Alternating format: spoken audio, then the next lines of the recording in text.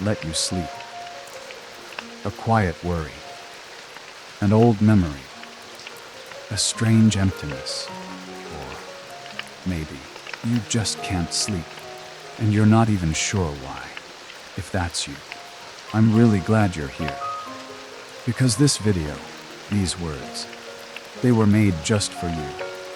Not to fix everything, not to give you advice, but simply to sit with you for a while, in the stillness, in the rain, while the world sleeps, except you.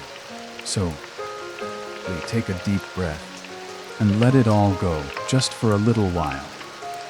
No pressure to figure it out. No need to be strong right now.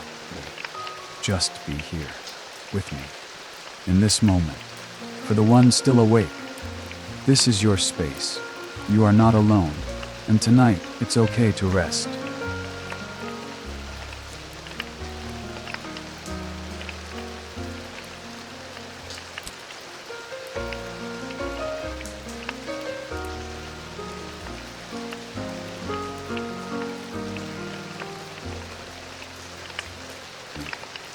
When everything outside has gone quiet, that's when the things inside begin to speak. Maybe it's a conversation that never got closure. An apology you never had the chance to say. Someone you once missed so deeply, but now you no longer know where they are. Or maybe it's just this quiet feeling that something important is slipping through your fingers. But you can't quite name it. Sometimes memories don't come like crashing waves. They come softly, like the sound of rain. They soak into you, slowly, quiet, unrushed. But enough to make your heart ache a little. Maybe it was the last time you hugged someone, without realizing it was the last time.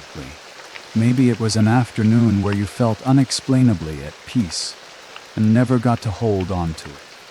A glance, a laugh, a hand in yours, now only living in memory. Others may have forgotten, but you remember, and tonight, when everything has stilled, those memories come back, softly, like an old friend, gently knocking on your heart. You're not weak for remembering. You're just someone who once loved deeply. And truly.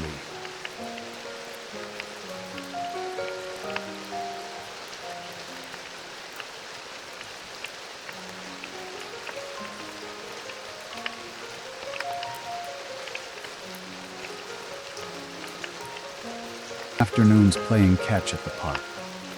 No fishing trips. No mornings where he drove me to school in that old pickup truck and slipped a warm pastry into my hand. I thought my memory was empty, until I began reading his journal, one page at a time. November 7, 2005. He didn't eat dinner. His door stayed closed. I knocked once. No answer. I wanted to knock again. But I was afraid that if he opened it, I wouldn't know what to say. Suddenly, I remembered. There was a long stretch of time when I never ate with him. I'd eat in my room, or wait until he was asleep to sneak into the kitchen. Not because I was angry, but because every time we sat across from each other, the air between us felt heavy. No arguments, no bitterness, just distance. I remember the way he looked at me back then, not coldly, but somehow lost. Now I understand. He didn't know how to reach out, and I never invited him in. There was one night when I was sick. High fever, sweat soaking through my back. I was too weak to call out. Sometime during the night, I heard the door creak open. He came in quietly, set a glass of water and a warm towel on the nightstand. I pretended to be asleep, but I felt him sitting at the edge of my bed for a long time. Then he whispered, "Just like your mom. Always hiding when you're hurting me." Stubborn, too. I don't know how to take care of anyone. Just don't die before I do, okay? That was the closest he ever came to saying he cared. And there's one thing I've never told anyone. When I was 15, I came home late after a fight. My face was bruised, one eye swollen, lip bleeding. He looked at me and asked, "Did you get hit? Or did you hit someone?" I said, "I got hit." But I didn't run.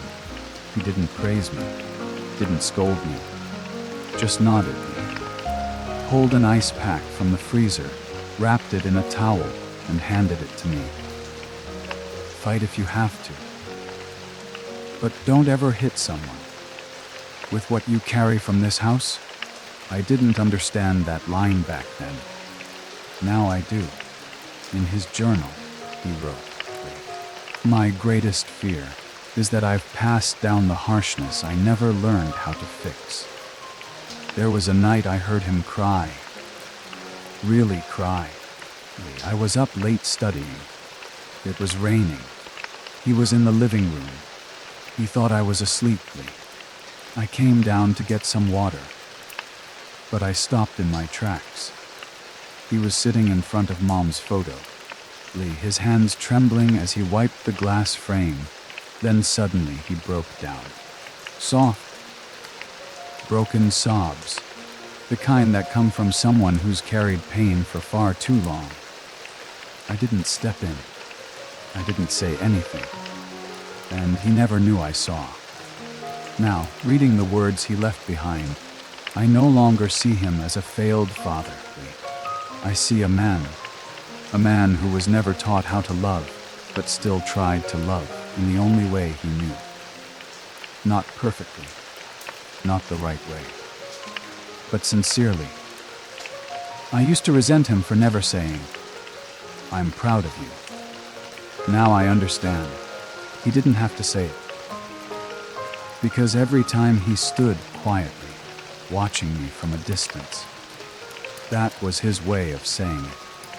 I just wasn't grown enough to hear it. And what hurts me the most now isn't that he's gone. It's knowing there were so many moments, so many chances, when I could have stepped closer to him. But I didn't.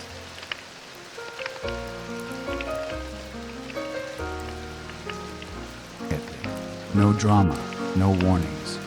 One day, you simply realize they're no longer there.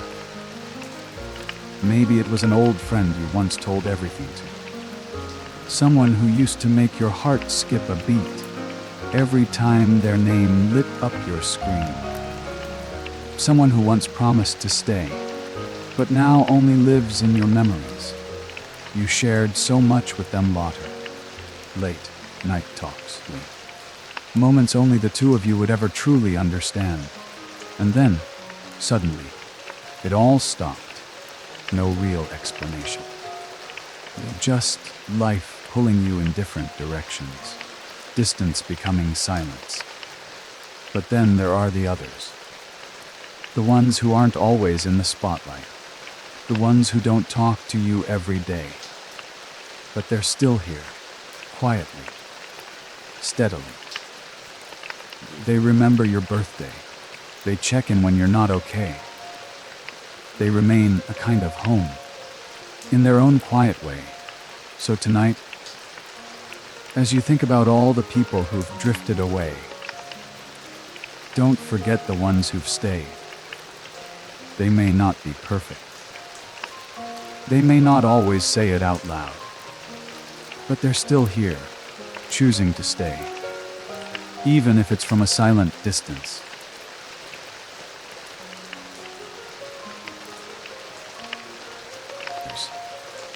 Then to forgive ourselves. Forgiving ourselves for trusting someone for too long, for hoping too much in something that was never certain, for staying silent when we should have spoken up, for holding on when we should have let go. Are you still angry at yourself? For a decision you made years ago? for time you feel you wasted, for not being better when you think you should have been. We tend to replay all the wrong turns, the words we wish we could take back, the actions we regret. We keep wishing for a chance to do it differently. But time only moves in one direction. And maybe the only thing we can do is to be a little gentler with ourselves now. You don't have to be perfect to be worthy of love. You are not your mistakes. You are a person doing your best to live in a world full of noise, pressure, and wounds no one else can see. And if tonight you're still carrying anger toward yourself, I hope you can let just a little of it go. Because truly, you've done the best you could. You really have.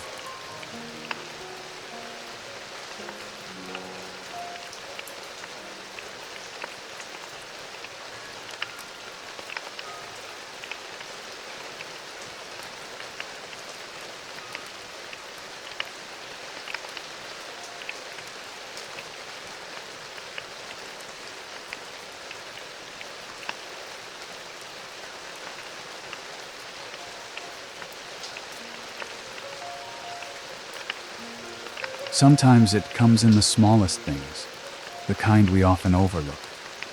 A slow, quiet morning, a cup of tea that's still warm, an unexpected message from an old friend, a soft beam of sunlight after days of rain. These things, so small we barely notice them, are the quiet pieces that hold us together through the noise. And just like that, there is a kind of softness you deserve, even when you feel like you haven't earned it. A hug that doesn't need an explanation. A look that says, "I get it," without a word. A sentence so simple, yet powerful. I'm glad you're still here. You've made it through so much. You're still trying, every day. And whether you feel okay or not, whether you think you're enough or still falling short, you are worthy of love. Not because of what you've done, but simply because you are you. So tonight, let yourself receive a little of that softness from your own heart, from this space, from the rain, the piano, and these words, whispered gently, just for you.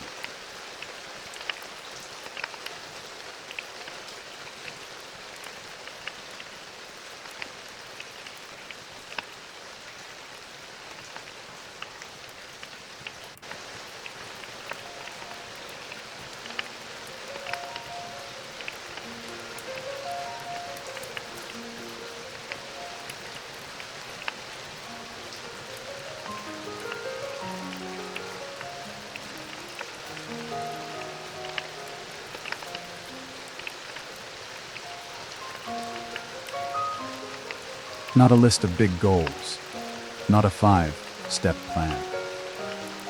Just a few small things, enough to help you make it through one more day. That if you wake up tired, you're allowed to breathe slowly. That if things don't go as planned, you are still worthy of love.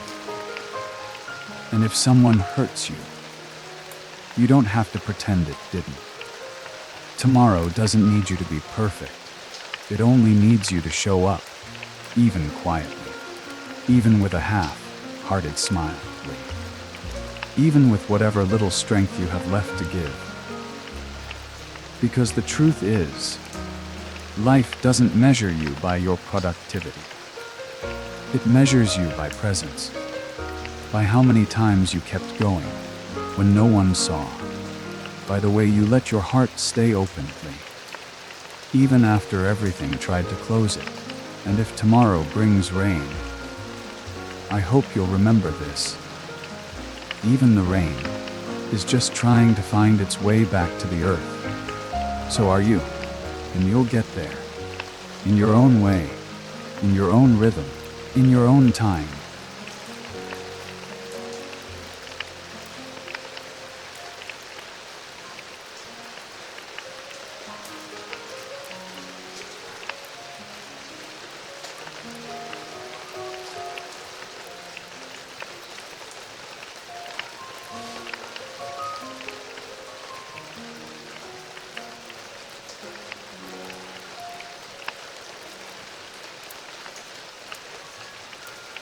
The rain continues to fall softly outside your window. There's just one thing I want to remind you of. You are not alone. Maybe no one said that to you lately. Maybe you've gotten used to carrying things quietly, bravely, without complaint. But just because you can do it alone doesn't mean you have to. Somewhere out there, someone else is awake too, thinking about the same things, trying to understand themselves, learning how to heal, little by little, from wounds no one else can see. And if the only thing you managed today was showing up here, that's more than enough. You've made it through this whole soft journey with me. With the rain, with the piano, with words that didn't ask for answers. Now, you can let it all rest. Just for one night, let your heart be held from the inside and allow yourself to sleep. Sleep deeply. And when tomorrow comes, please remember, you are still lovable. And you still have time